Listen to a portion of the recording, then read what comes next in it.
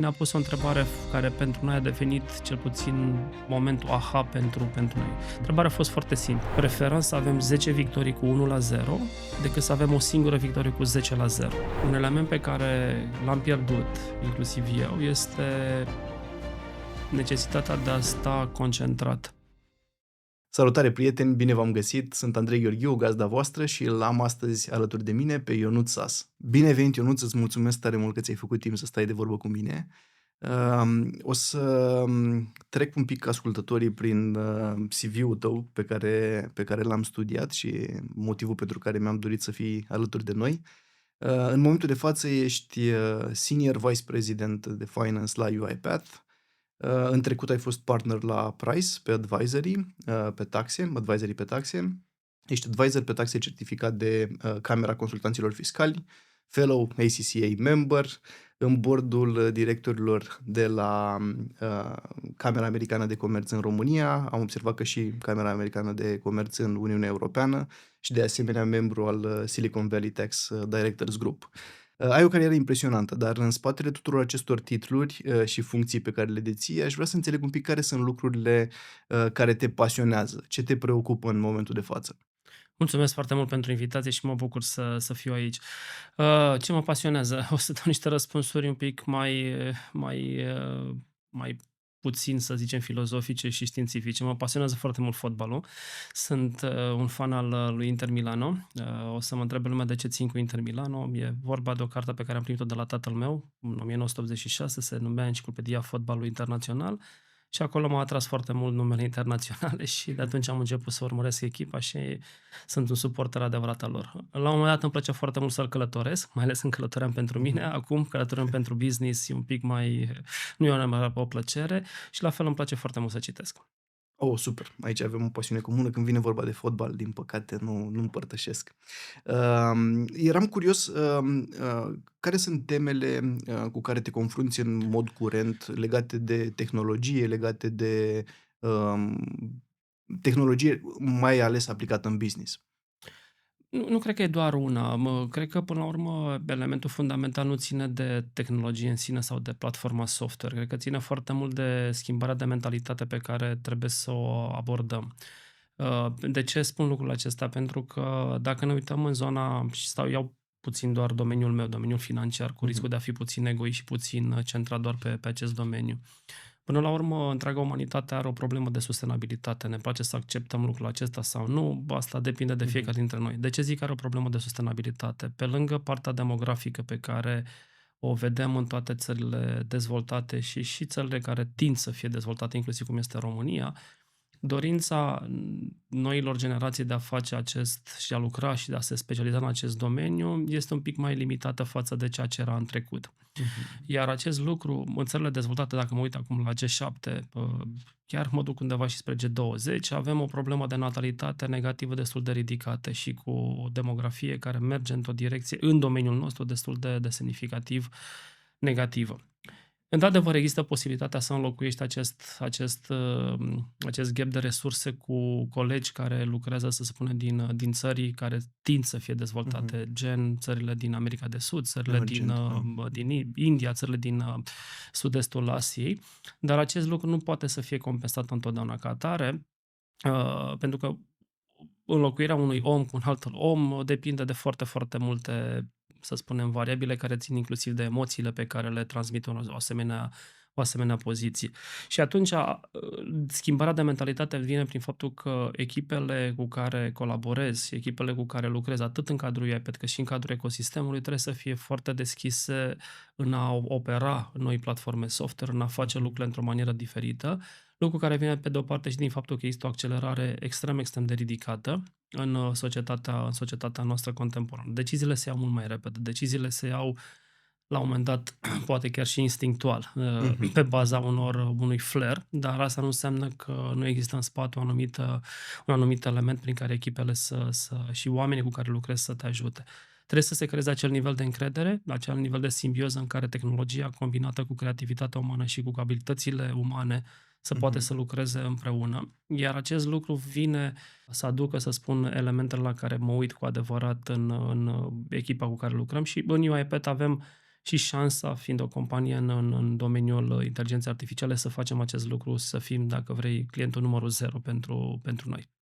Da, foarte interesant și ai adus, discuția fix în punctul în care, mă interesează cel mai tare, pentru că UiPath e liderul, necontestat, cel puțin la nivel, local, dar foarte, foarte, ușor poți să spui că și la nivel global, în zona de, transformare digitală și aș fi curios pentru ascultătorii, să ancorăm un pic în concret, ce înseamnă un proiect de transformare digitală care funcționează și întreb asta în contextul în care, observăm, în piață multe companii care dau, fail, care greșesc și care nu reușesc să ducă la capăt transformări digitale.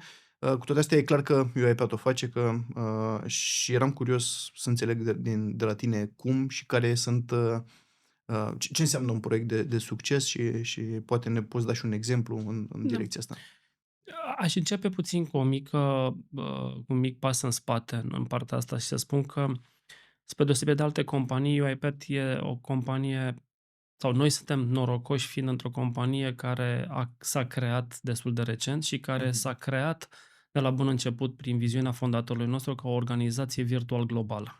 Ok. Comparativ cu societățile foarte mari sau cu societățile care au o istorie mult mai îndelungată decât a noastră, suntem foarte norocoși pentru că noi am fost în postura să ne alegem platformele cu care să lucrăm, să ne facem procesele pe care ne le dorim noi și să le implementăm global ca o verticală pentru toate subsidiarele pe care le avem. Lucru pe care să presupune să luăm un nume care mi este foarte drag, Procter Gamble, din păcate nu Mhm. are această abilitate, nu pentru că nu are capacitatea intelectuală sau tehnică, ci pur și simplu pentru că este o afacere, un colos Foarte bine definit, da. foarte bine definit, cu foarte multe achiziții și cu foarte multe sisteme.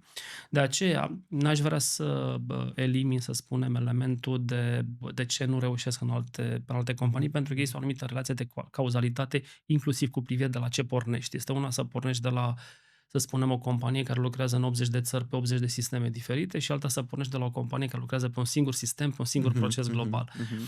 Uitându-ne puțin la UiPath, ceea ce ne-a ajutat pe noi foarte mult a fost undeva, cred că eram undeva prin sfârșitul anului 2018 și la acel moment dat începusem primii pași de a ne pregăti pentru IPO care a urmat să Mhm, fie mhm, în mhm. 2021 și la momentul respectiv eram într-un proces destul de, cum să zic, un proces investițional foarte, foarte bun, pentru că eram foarte plăcuți de către investitori. Lucrurile mergeau Și nu foarte numai, cred că frumos. și de Da, clienți, mi-aduc aminte, erau da, efervescenți da. în piață foarte Și puternic. la momentul respectiv, unul dintre consultanții cu care lucram pentru a ne Mhm, pregăti mhm, în vederea IPO-ului ne-a pus o întrebare care pentru noi a definit cel puțin momentul aha pentru noi. mhm, Întrebarea a fost foarte simplu: cât automatizare aveți în departamentul vostru financiar? Ei, și la momentul mhm, respectiv eram atât de ocupați de munca pe care o făceam, pentru că nu vedeam că de mhm, fapt mhm, avem mhm. roata în curtea noastră. Atunci, elementul următor, întrebarea a fost una destul de naivă, dar în același timp foarte bună din partea noastră: dar de ce ne întrebați? Pentru că ei au venit și pe aceea și-au cristalizat. Păi asta poate să fie o verticală pentru a merge către piață și Mhm, a mhm, crea o mhm. nișă în care tehnologia voastră își dovedește beneficiile inclusiv Chiar la pentru voi, voi și după ok. aceea voi Mhm, puteți să o promovați și să o propulgați ca atare în piață. Și atunci am început undeva spre sfârșitul anului 2018, începutul 2019, să ne uităm foarte, foarte atent. Și transformarea digitală pe care am făcut-o, am început cu verticala în finance, a avut din nou 3 componente, din care, surprinzător, mhm, doar unul dintre ele este legat de software. Prima componentă a fost legată de cum putem să schimbăm, din nou, mentalitatea pe care o aveam în cadrul echipelor noastre, de a avea o mentalitate de automatizare și utilizare de inteligență artificială în primul și în primul rând. Adică ok. elementul instinctual pe care fiecare dintre noi îl are în momentul în care există, să spunem, o resursă pe care nu o ai, Mhm. elementul fundamental pe care îl ai e, ok, să adaug mai multe resurse, mai mulți oameni, mai Corect, multe, da, mai da, multe da, echipe. da. Și atunci a trebuit să temperăm acest lucru, să spunem, haide să nu ne uităm la lucrul acesta, hai să ne uităm dacă nu există o cale diferită prin care se poate Mhm. face acest lucru. Iar acea cale diferită era: hai să ne uităm să vedem care este procesul pe care îl avem în Ok. momentul de față, să vedem dacă procesul respectiv poate să fie standardizat. primul lucru. Iar al doilea mhm. lucru, dacă este standardizat, cum îl poți optimiza. Iar acest lucru a presupus o muncă destul de mare de a Te întrerup o identifica. secundă aici Sigur. pentru că aș vrea să înțeleg dacă cine era driverul pentru procesul ăsta? Ați făcut-o voi în cadrul departamentului de finance? A fost e interesant pentru că în general oamenii de finance au nici n-au timpul și au și gândirea orientată către standardizarea care se întâmplă deja în industrie și încearcă să păstreze procesele cât mai sunt destul de protectori. Eram curios dacă din ce Aici, povestești da. tu ai fost mai degrabă chiar un product manager în Da, mă rog, n-aș da, merge chiar nu până chiar acolo, atât de departe, dar na. nu, dar zice din nou că e elementul de și șansa pe care am avut-o prin faptul că Mhm. eram o echipă care se forma la momentul respectiv și Corect. care creștea. Șansa pe care am avut-o de a avea, cu toate că o să spune puțin ciudat ce zic, pe care am avut-o pentru a avea un deadline foarte, foarte strict, care inițial era, ok, vrem să facem IPO nu în 2021, ci poate mai devreme, dar au fost niște evenimente Da. gen pandemie care au pus anumite probleme. Faptul că am avut acest element de clar definit în timp, pentru că nu aveam timpul necesar, ne-a făcut să devenim foarte creativi. Oamenii devin extrem de creativi când dau niște elemente și niște constrângeri extrem de ridicate. Adică o să dau un exemplu, fac o paralelă cum este și războiul din Ucraina.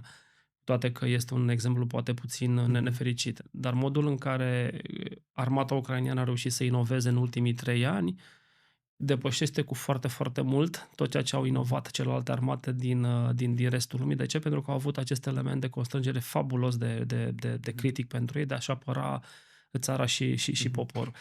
N-aș vrea să fac o comparație, că noi am fost în aceeași postură cu un eveniment uman tragic, dar pur și simplu faptul că am avut acest element ne-a forțat să gândim, dacă vrei, în afara unui modalități standard de gândire.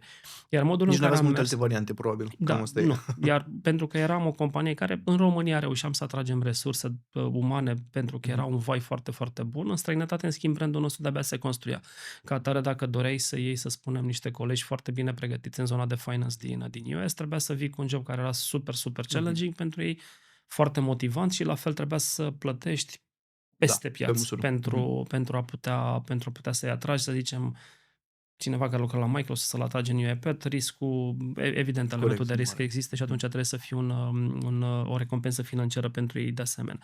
Și atunci ce am încercat să facem? Am încercat să identificăm diversi colegi care au fost campioni, cum îi mai nu, care erau foarte deschiși la schimbare și care erau foarte tech-savvy. Adică nu aveau o restrângere sau o constrângere în a utiliza tehnologia în ceea ce fac. Inițial ne-am gândit că vom face un top-down approach, în sensul în care vom veni și vom spune de undeva din turnul de filde și așa trebuie să facă lucrurile. Nu funcționează, trebuie să vină cumva de la echipe, iar echipele trebuie să vină să simtă. Și atunci, primul lucru pe care l-am făcut a fost, ok, identificați arile în care se pot optimiza lucruri și identificați niște elemente prin care, sau niște procese în care dacă punem tehnologie, că este a noastră sau că este altă tehnologie, viața voastră se va îmbunătăți prin reducerea timpului de muncă pentru acel proces sau pentru acel task.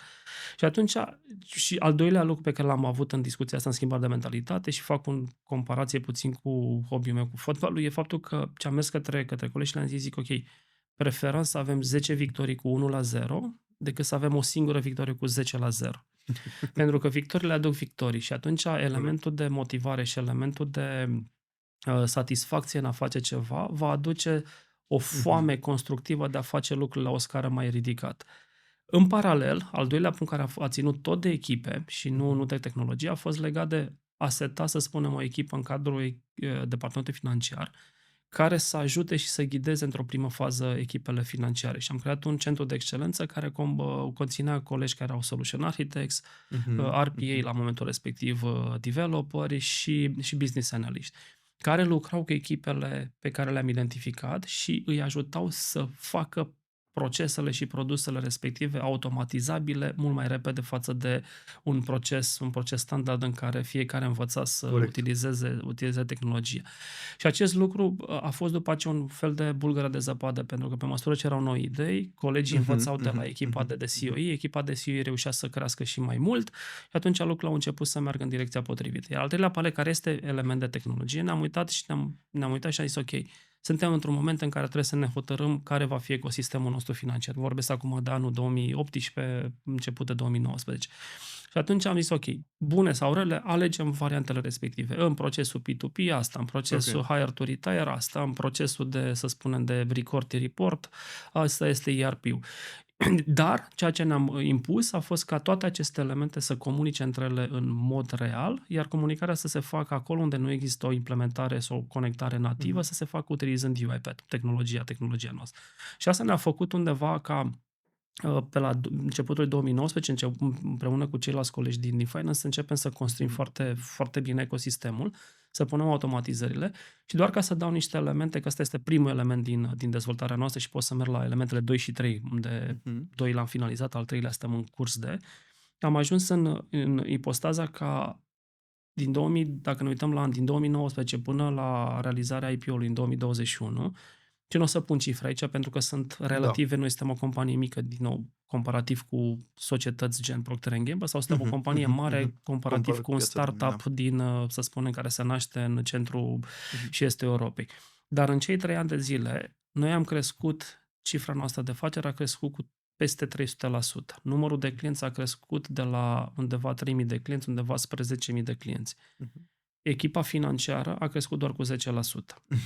Restul, elementul de beneficiu, este dat de faptul că am reușit să facem acest ecosistem care cuprinde tehnologie, care nu era neapărat doar noastră, tehnologia noastră. La început. Nu, am rămas aceiași colegi, 200, în jur de 200 de colegi care gestionăm acest business din România, îl gestionăm global. Evident, avem colegi în New York și în București, în echipele financiare. Super. 200 de oameni care fac lucrul ăsta, cu toate că așteptările pieței, cel puțin în anii 2018-2019 sau media, așa cum o citeai atunci, prevestea o automatizare completă în domeniul financiar. Prevesteau, așa cum se întâmplă poate și astăzi despre inteligența artificială, o apocalipsă a joburilor în care ne vom trezi peste noapte că nu mai avem ce să facem. Cred că finance-ul în general e un domeniu în care lucrurile sunt foarte bine standardizate deja prin cererile legale și așa mai departe. Deci e un domeniu în care ne așteptăm să fie o automatizare masivă. Cu toate astea vedem că există niște limitări ale ei. Cum vezi tu evoluția pe termen lung și există în continuare nevoia de oameni specializați pe finance și dacă da, cât de mari vor fi departamentele astea în viitor și cum vor arăta ele, care sunt skill-urile de care au nevoie oamenii în aceste departamente pe viitor? Ai anticipat puțin că asta este faza 3 în care suntem noi în momentul de față în UiPath, dar nu o să intru în ea, o să-ți răspund întrebării tale. Profesioniștii vor rămâne în continuare profesioniști și vor fi, să spunem, umani.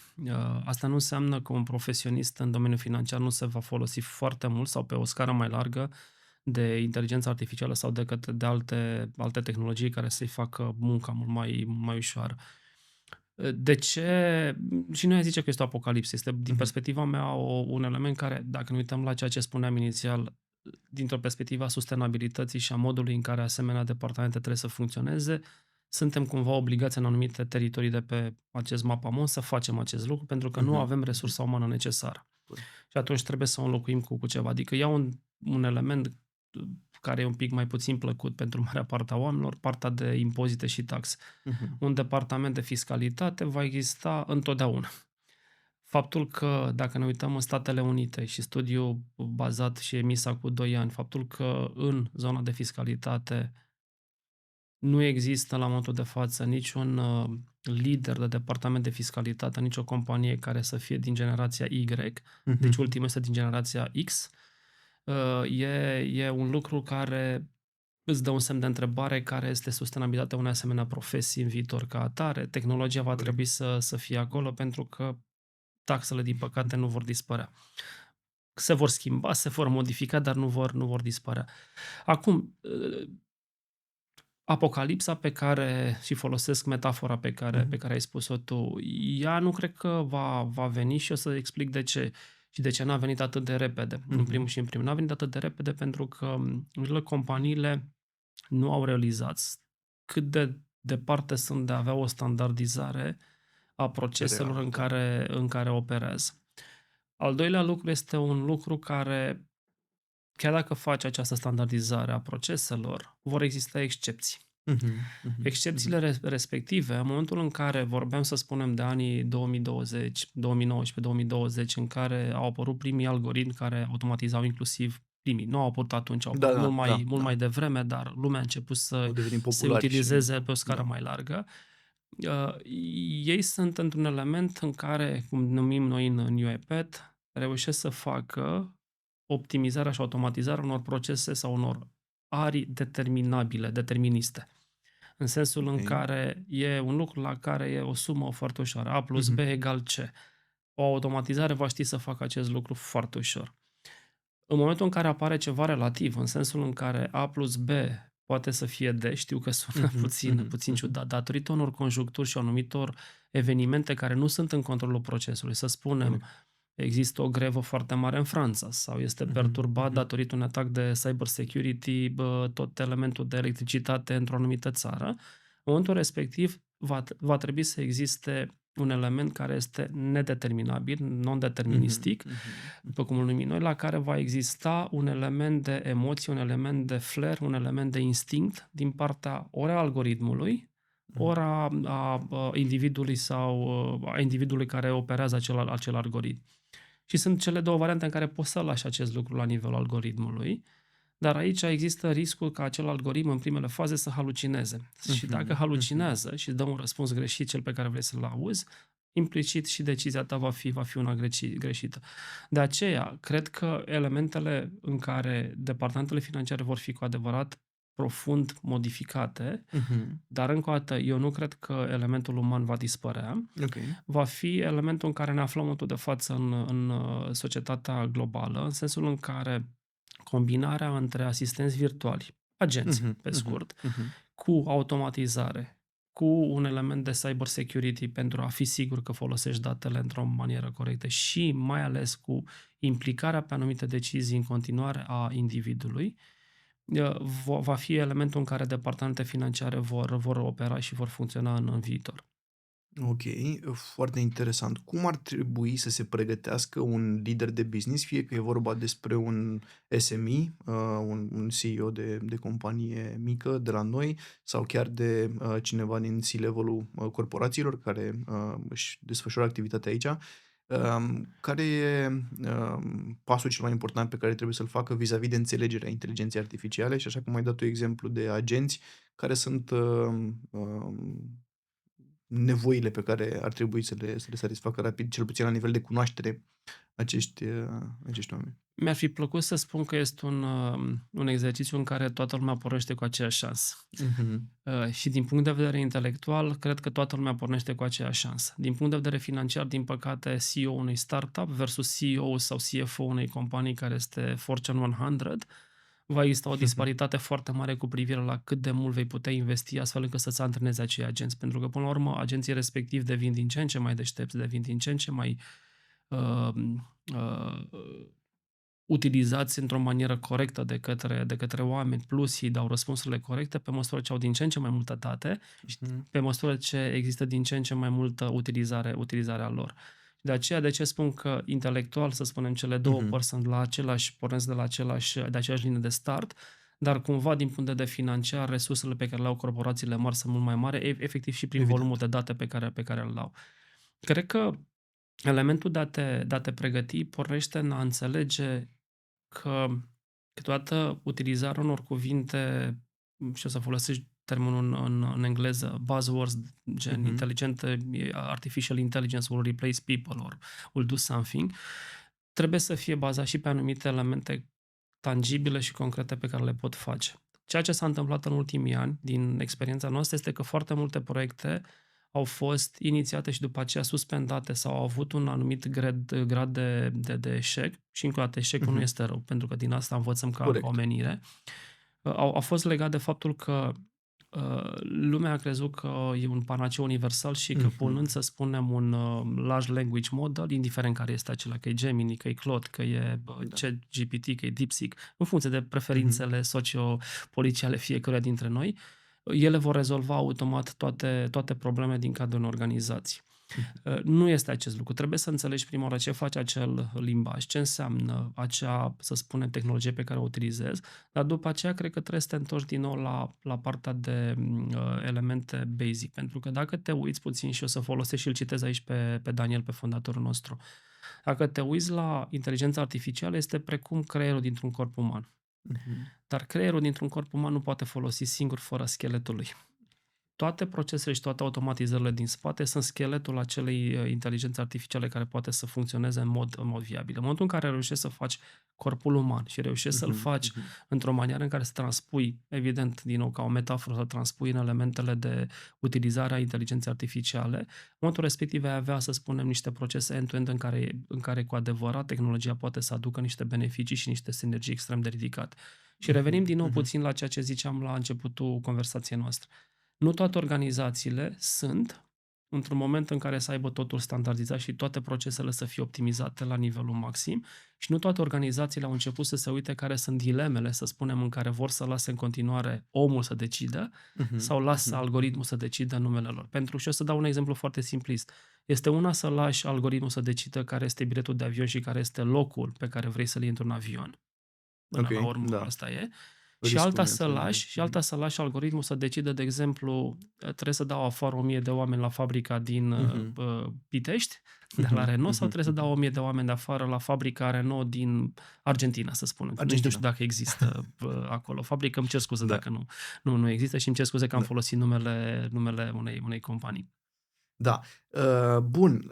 În contextul ăsta înțeleg de la tine că tehnologia, așa cum ai descris încă de la început, e abia mai târziu în procesul de eficientizare și ea vine după ce procesele pe care le ai intern au fost standardizate, au fost regândite și probabil regândite înțelegând capacitățile pe care le are tehnologia pe care vrei să o aplici. Și atunci, revenind cumva la concretul, mă pun în pielea unui antreprenor într-o companie care nu are ca domeniu de activitate tehnologia, care nu e neapărat la curent și care poate ne ascultă astăzi și se întreabă, ok, eu personal, nu știu, fac mobilă, am o companie mare de mobilă, cum aș putea să mă pregătesc? Și cred că ai atins o temă foarte interesantă pentru că odată acum sunt curios să-mi povestești cum crezi că ar trebui să se pregătească pe partea de tehnologie concret, ce ar putea el să învețe și cât timp ar trebui să dedice în perioada următoare părții ăsteia și în partea cealaltă de procese operațional și cum ar putea să se pregătească, ce sfat ei da cuiva în situația asta.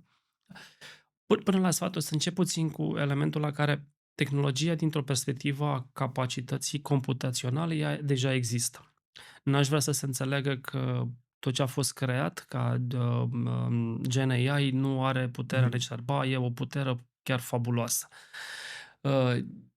Există un studiu emis de MIT, cred că acum 3 săptămâni, dacă nu mă știu, sau acum o lună, în care arată că 95% din procesele care se doreau să face doar cu Gen AI, pe niște procese care nu erau standardizate și la care nu aveau în spate automatizări, au eșuat.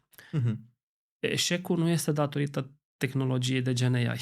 Eșecul este datorită procesului și datorită modului în care anumite procese funcționau în cadrul, să spunem, pilotului care a fost făcut de către cercetătorii americani. În momentul în care acele procese vor fi optimizate, elementul de succes va fi 95%. Asta este părerea mea. Acum, întrebarea este dacă va fi în 3 luni, sau va fi în 3 ani, sau va fi în 10 ani. Depinde foarte mult de la caz la caz.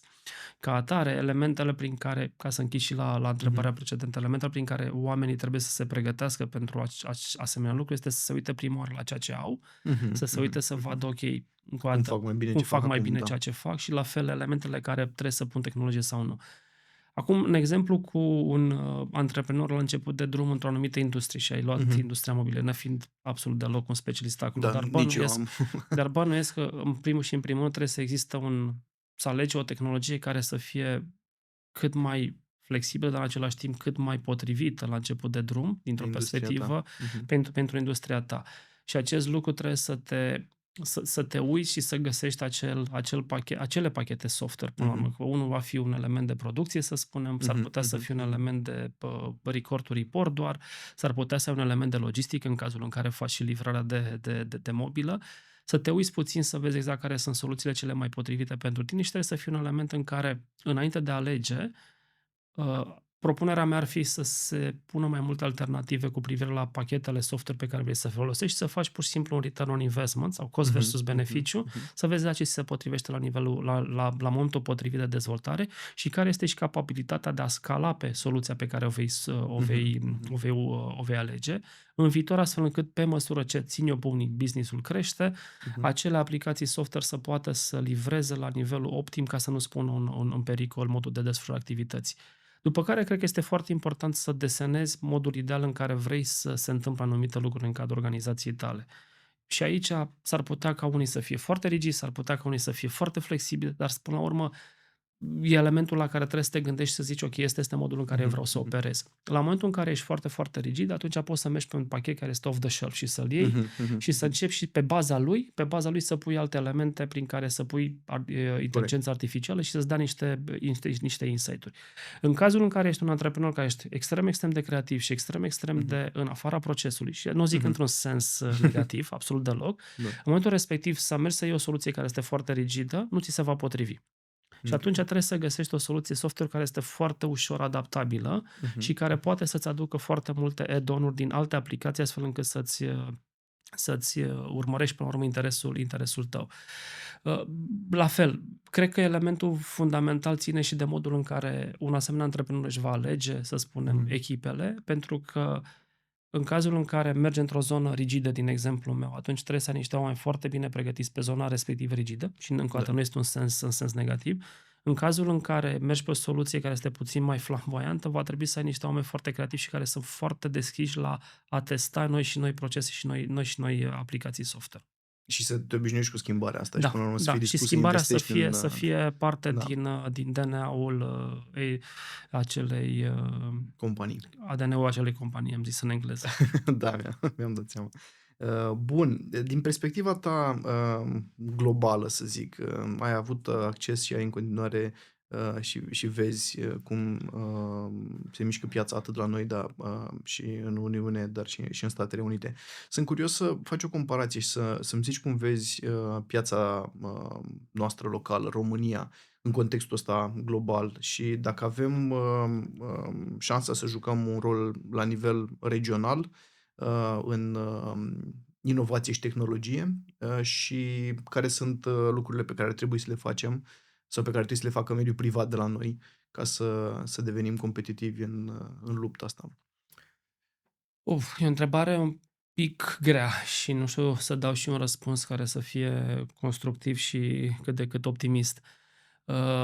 Puterea să spunem, de a atrage foarte mari investiții în România, în zona Mhm. de AI, este destul de limitată, totuși. Ok. Concurăm într-o piață în care există deja doi jucători extrem, extrem de bine definiți, care sunt foarte departe de restul lumii, mă refer aici la SUA și la China. Mhm. Și după aceea vedem alte țări care încearcă să țină, să spunem, ritmul cu SUA și China. Dacă sunt niște elemente pe care le văd la nivelul României, care sunt foarte pozitive, sunt în continuare disponibilitatea talentului este destul de ridicată. Mhm. Creativitatea pe care uh, tinerii și oamenii maturi din România și oamenii mai seniori din România o au în continuare în domeniul software este foarte ridicată. Cred că elementul care lipsește Mhm. e legat de faptul că România cu adevărat nu s-a cristalizat cu adevărat ca o locație în care proprietatea intelectuală să rămână cu adevărat în România. Eu mă Ok, bucur că interesant. Da. UiPath are proprietatea intelectuală în România. Suntem una dintre puținele companii Mhm. care, la nivel global, suntem lideri și care avem proprietatea intelectuală în România și în Statele Unite. Dar mi-aș dori foarte mult ca din ce în ce mai mulți jucători din zona software să încerce să vadă România ca o locație. Acum, evident că sunt părțile bune, din nou am spus Mhm. că sunt mai multe. Regimul de fiscalitate care a fost în România în zona software și Mhm. care există în continuare în zona de cercetare-dezvoltare este un regim care atrage. Mai sunt câteva măsuri în România care sunt în continuare foarte, foarte potrivite, gen măsura legată de stock option plan și taxarea, Mhm. impozitarea Mhm. acestor tranzacții, care fac România atractivă cu privire la a plasa talent în România. Ce ne face, pe de altă parte, puțin neatractiv Mhm. sunt două aspecte. Unul legată de piața în sine, care este redusă, este foarte mică, și cumva în continuare elementul și apetitul de a cheltui în zona software este destul de redus față de alte teritorii, pe de o parte din faptul că ai încă cheltuielile salariale încă sunt la un nivel cât de cât gestionabil, nu sunt foarte ridicate și doi, cred că și apetitul nostru de a crea locuri de muncă și a crea locuri de muncă este puțin mai ridicat și este parte din, să spunem, din evoluția și dezvoltarea României. Ok. Poate nu contez lucrul acesta. Ne trage în jos, pe de altă parte, și situația geopolitică pe care o avem. O secundă, să fac o paranteză Te și aici. Zici că piața e o limitare și, într-adevăr, o trăiesc și eu zilnic. Sunt curios care ar fi o soluție pentru treaba asta. Ce ar putea face business-ul de software din România ca să depășească această limitare a pieței?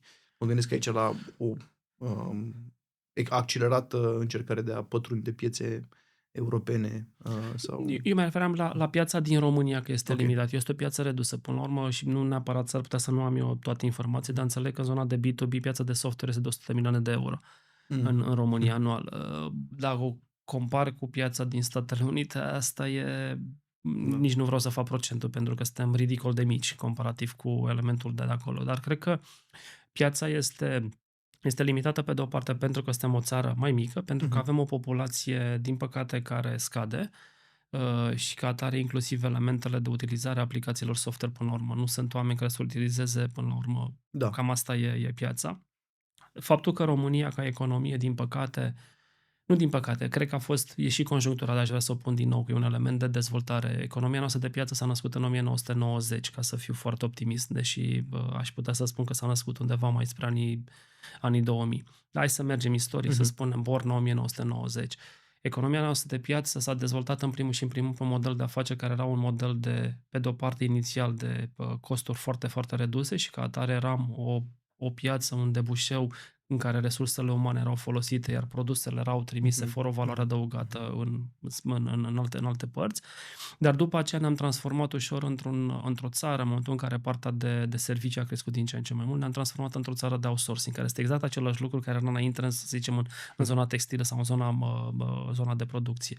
Cu cât România ca economie nu va reuși să pună din ce în ce mai multă valoare adăugată și cât mai multă proprietate intelectuală, și mă refer la toate domeniile, astfel încât România să devină un centru regional, pentru că ai menționat ce poate să facă România. Păi România ar trebui să București, Cluj, Iași, Timișoara ar trebui să fie primele locații minte pentru toate companiile multinaționale și române să spună, ok, eu voi coordona activitatea și voi face logistica pentru tot sud-estul Europei sau pentru tot centrul și estul Europei din România. În momentul în care vei avea acele lucruri, cu atât mai mult va crește baza. Baza va crește cu atât mai mult cu privire la puterea decizională care există în România, cu privire la resursele senioare care stau în România, cu privire la resursele financiare pe care companiile, pentru că ne referim la B2B acum, le vor avea în România. Dacă nu reușim să prindem acest trend și trendul acesta îl avem, metaforic vorbind, îl avem legat de evenimentul tragic din Ucraina care se întâmplă. În momentul în care reconstrucția Ucrainei va începe și eu sper să fie pace cât mai curând, România și Polonia sunt țările cele mai bine poziționate astfel încât să fie liderii regional pe zona noastră. Dacă pierdem și acest trend vis-a-vis de Polonia sau dacă nu reușim să stăm cât de cât cap la cap cu Polonia, din păcate vom avea o limitare a pieței locale. Acum, partea de a merge spre export, pentru că ai atins, da, clar, zona de software, cel puțin ăsta este elementul fundamental. Piețele la care trebuie să te uiți sunt piețele cu adevărat G7, trebuie să începi cu ele și să încerci să penetrezi acolo. Cu cât reușești să faci un produs în G7 și să fie marketabil și vandabil, cu atât vei avea foarte, foarte mare de succes în G20, în G40 și în toate celelalte țări. De acolo devine tot cu lucru ușor, pare. Bun, ziceai că trebuie să prindem trenul ăsta și sunt total de acord cu tine. Sperăm într-adevăr că situația se calmează în Ucraina.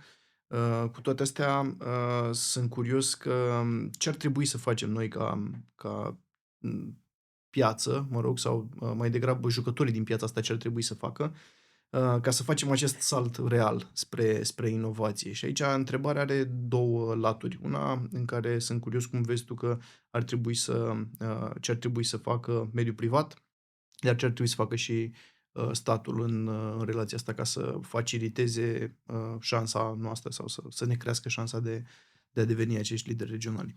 Mă bucur că ai adresat și partea de sector public și Mhm. până să merg în sector public, sector privat, o să merg puțin la nivel de societate. Te Cred rog. că societatea românească, și nu este singură, este foarte divizată. Peste tot în lume, divizarea între diverse pături sociale sau diverse curente politice este la cote foarte ridicate. Cred că primul lucru pe care societatea trebuie să-l facă împreună este să arate că România este un stat sigur și un Ok. stat în care se poate trăi și un stat în care se poate construi. Cu cât avem mai multe voci din societate care hulesc, în unele cazuri pe bună dreptate, în alte cazuri fără să aibă nici cea mai mică brumă de Mhm. adevăr, cu cât se creează acest vibe, și nu vreau să spun aici că trebuie să existe cenzură sub nicio formă, trebuie să existe o Mhm. Mhm. libertate a expresiei pentru fiecare cetățean în România, dar ar trebui să fim cu toții în societate să ne bazăm în primul și în primul rând pe evenimente și pe fapte, nu pe percepții și nu pe Ok. informații false. Cred că ăsta este elementul fundamental pe care societatea îl poate crea. După care cred că avem elementul în care merg puțin în zona sectorului public și mă refer aici la decidenții politici. Cred că trebuie să avem, în primul și în primul rând, o anumită stabilitate și o anumită predictibilitate politică. Nu Mhm. vorbesc de măsuri financiare, nu vorbesc de măsuri fiscale. Mhm.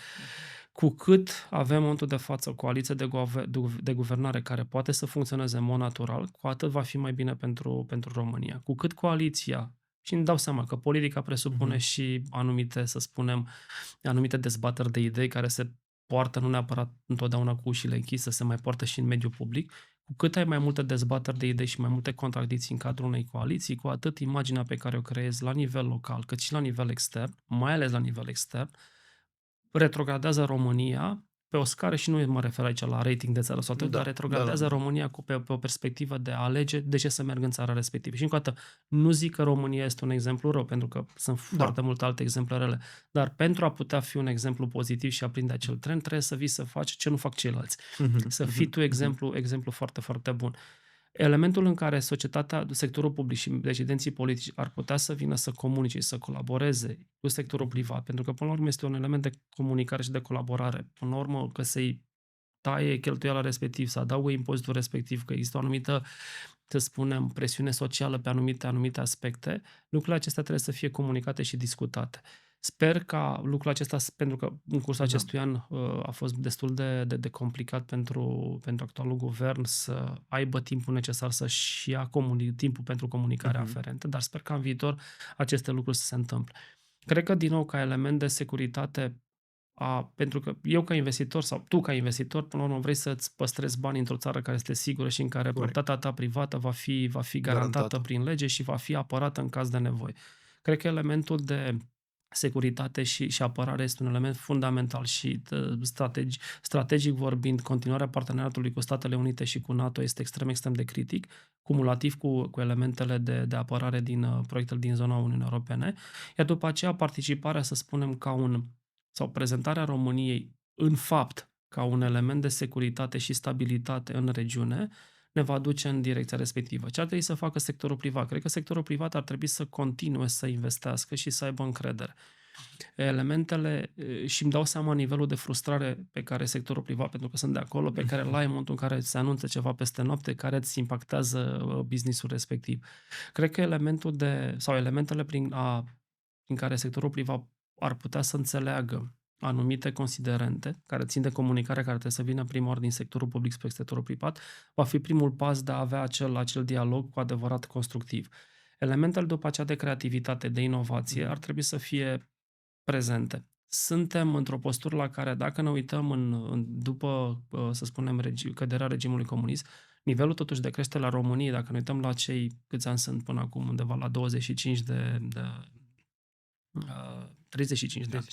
35 de ani pe care avem, nivelul prin care economia României a crescut este un nivel Fantastic. super accelerat. Adică ne putem uita, putem să facem comparația, să trecem peste Prut Da. sau în alte țări care n-au luat trenul din anii 90 și vedem cu ochiul putem liber simți pe și pielea se noastră simte în multe în dintre scenarii, multe da. din scenariile noastre.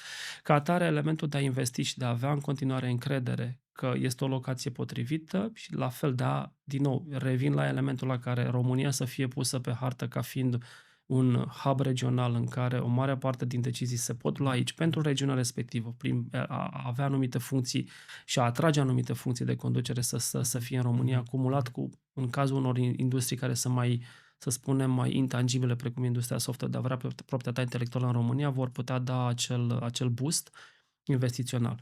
Nu în ultimul rând, a avea o piață puțin mai lichidă, atât piața financiară mai lichidă, mă refer aici la bursă, mă refer la modul de a realiza investiții, modul în care a facilita, să spunem, atragerea de fonduri de venture capital, din nou vorbind de industria noastră, pot să facă România puțin mai atractivă. Nu vom putea fi niciodată la nivelul SUA, trebuie să admitem și lucrul cu acesta, siguranță.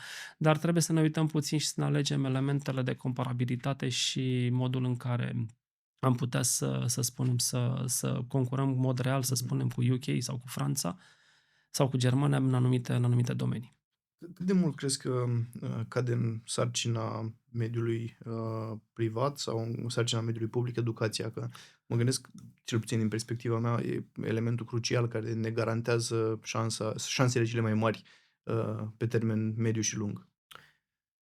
E un subiect foarte, foarte delicat și nu e doar la nivelul României. Din nou, aș vrea să fac comparație. Poate sunt doar câteva țări care sunt outlier, la care sistemul educațional cu adevărat funcționează.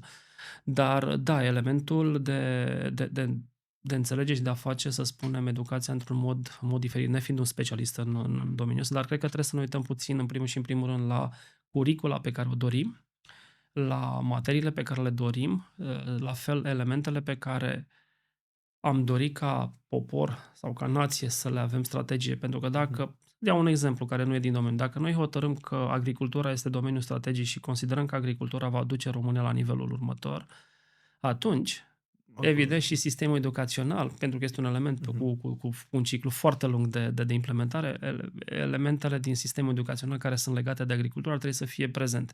S-ar putea să fie un exemplu total naiv și total nepotrivit discuției noastre, dar asta vreau să zic, România trebuie să vină să-și traseze în primul și în primul rând care sunt elementele strategice. Ceea ce simt eu este că România, din momentul în care a intrat în NATO și a intrat în Uniunea Europeană, și-a pierdut cu totul busolă, nu are un țel. Avem acum un țel care este aderarea la OECD, care este un țel foarte, foarte bun. Dar nu am văzut realmente din toate discuțiile, și nu este o critică, este și vina mea în aceeași măsură, dar din toate discuțiile cu decidenții politici, nu am văzut o cristalizare la nivelul oricărui partid politic cu care m-am întâlnit datorită activității din MCM, să văd o chestie la care cineva să vină să spună, da, eu văd România ca în 2050 să exceleze în ABCD. Acestea sunt ariile.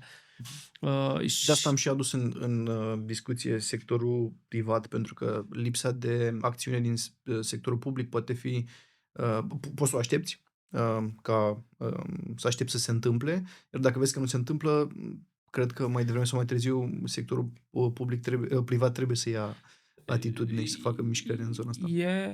A zice că până la un punct da, pentru că sectorul privat va fi foarte agil și va vedea, ok, pot să fac bani din domeniul respectiv, mă voi duce și mă voi educa în acel lucru și va fi, dacă vrei, o educație care începe la nivelul sectorului privat în cadrul acelor companii, după care va fi efectul de followers. E normal, dacă l-a făcut bani din chestia aia, să mă specializez și eu în domeniul respectiv. Cum a fost cumva puțin în zona software, început din 2003 și cu niște efecte care le-am văzut undeva începând cu anii 2014-2015 cu adevărat tangibil. Și sectorul privat poate să facă până la un punct acest lucru. Din păcate, ca să dansezi tango trebuie să fie doi parteneri.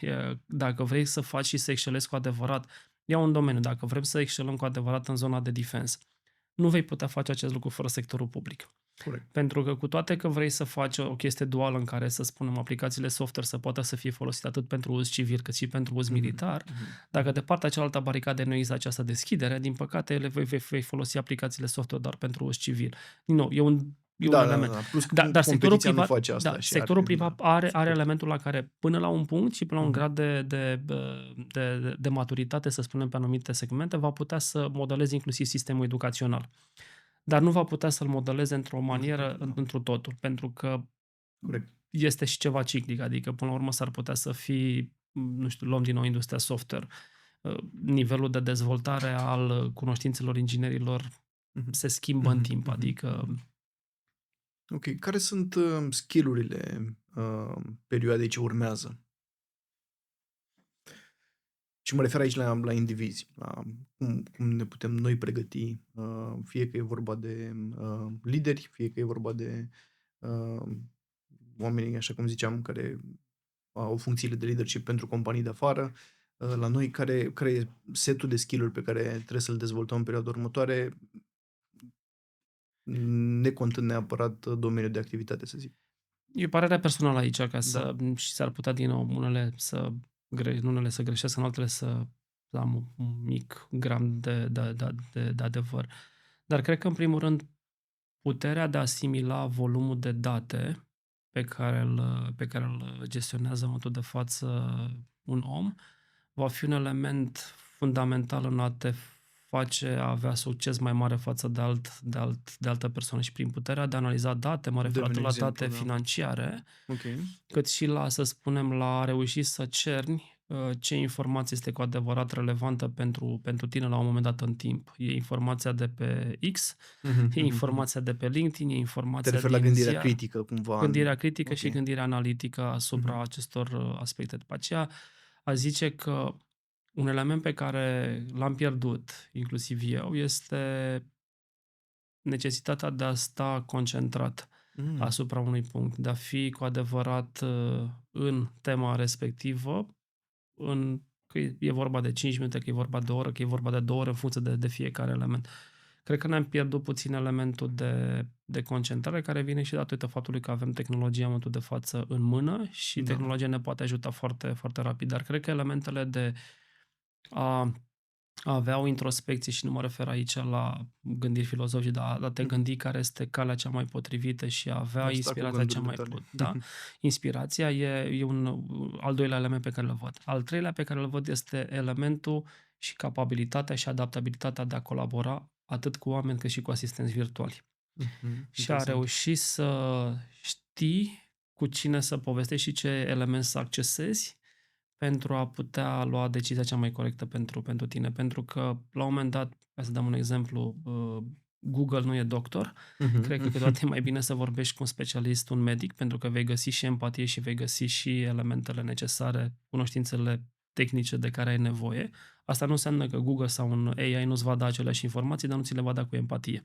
Sau s-ar Corect. putea să ți le dea cu anumite informații puțin defazate, pentru că nu știe să pună întrebarea cea mai potrivită, iar tu, ca pacient, nu vei ști Da. niciodată să pui întrebarea potrivită. Corect. De asta zic că elementul de a utiliza și de a colabora în mod activ cu semenii tăi, Mhm, umani, cât mhm, și cu mhm. asistenți virtual, va fi un element la care va face diferența fundamentală în viitor pentru un profesionist. Foarte, foarte interesant.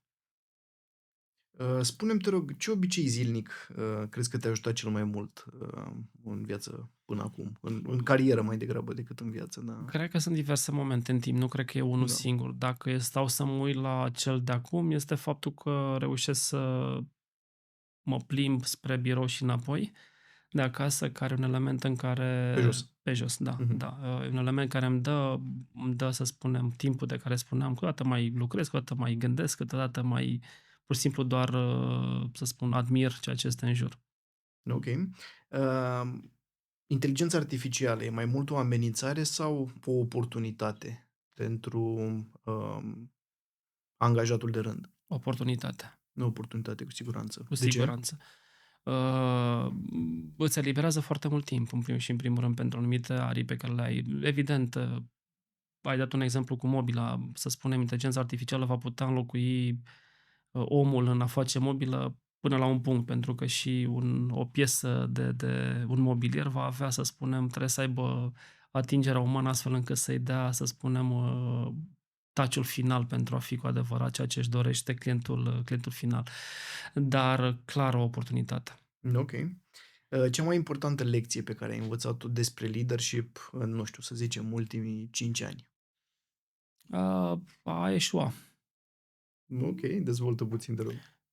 Pentru că înveți din greșeli și a eșua cât mai rapid, pentru că a persista în greșeală nu conduce la nimic bun nici pentru tine, nici pentru organizația în care lucrezi.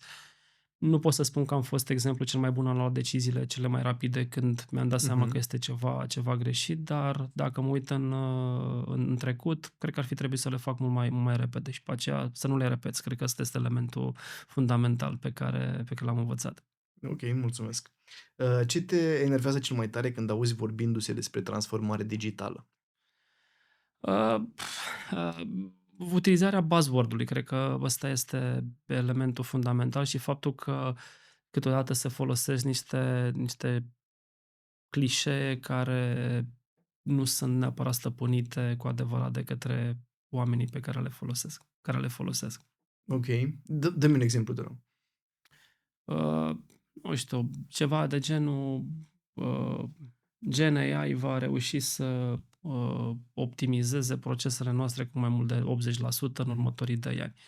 Da. E un statement care este, din perspectiva mea, o viziune care este foarte sănătoasă și constructivă. Statementul respectiv, în schimb, trebuie să fie bazat pe niște elemente în care te-ai uitat în cadrul organizației tale și, în primul rând, te poți uita să vezi dacă ai Ceva infrastructura concret. necesară. O să dau un exemplu, am povestit la un moment dat și un exemplu în care m-am repliat și chiar a fost o glumă.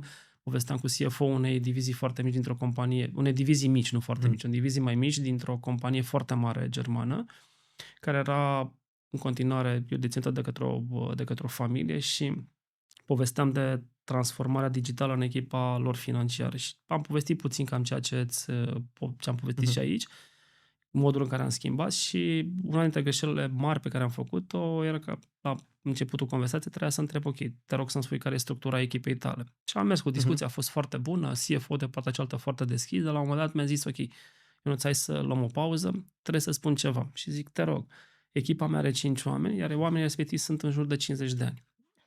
Și atunci mi-am dat seama că am zis, ok, stop, este greșeala mea tot ceea ce am povestit legat de transformarea digitală. Nu înseamnă că este incorect, dar din păcate nu e acea infrastructură. De aceea zic că vreau să ajung în 2 ani să Gen AI să facă.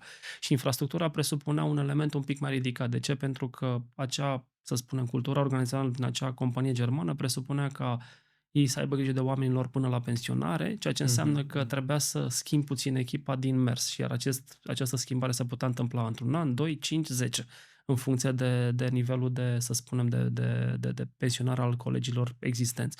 Și să aduci un suflet și un suflu tânăr în cadrul echipelor respective.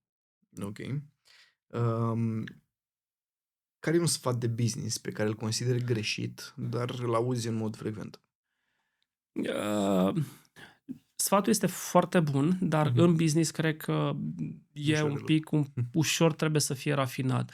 Partea cu urmează visul e foarte importantă și nu trebuie să fie ignorată, dar la momentul la care visul respectiv nu are un potențial de piață, și vorbesc doar de strict de business, nu vorbesc de componentul uman, că visul tău vezi că nu are un potențial de piață, e bine să te oprești și să nu dai și sfatul respectiv și să-l propagi pe căi multiple. Ok, și o să închei prin a te ruga să ne recomanzi ori o carte, ori un film, ori o piesă muzicală sau o piesă de teatru care ți-a plăcut în ultima perioadă și să ne dai un pic și de background de ce și de ce ar fi interesantă. Timpul nu mai mă lasă să fac aceste activități la un nivel foarte, foarte ridicat, dar cred că dacă este să mă uit la o carte care vorbesc de business acum, m-a marcat foarte mult, e bibliografia lui Steve Jobs, cea scrisă de Valtteri Saxon. E veche, nu e nouă, la care o mai răsfoiesc din când în când. Prin faptul că a reușit să cumuleze cele două fețe al celui lider, al lui Steve Jobs, atât în partea lui super creativă, cât și în partea lui de, să spunem, de a conduce echipă, unde, ok, putem sau nu putem fi de acord cu ceea ce făcea. Iar la nivel de film e tot așa un film foarte vechi, dar sau sunt 2 filme foarte vechi, mai vechi, care mi-au plăcut foarte mult și le revăd când pot. Unul e legat, ambele sunt cu DiCaprio, unul e legat, e Inception, prin faptul că vizualizezi, să spunem, niște evenimente în viitor și încerci să te transpui în situațiile respective.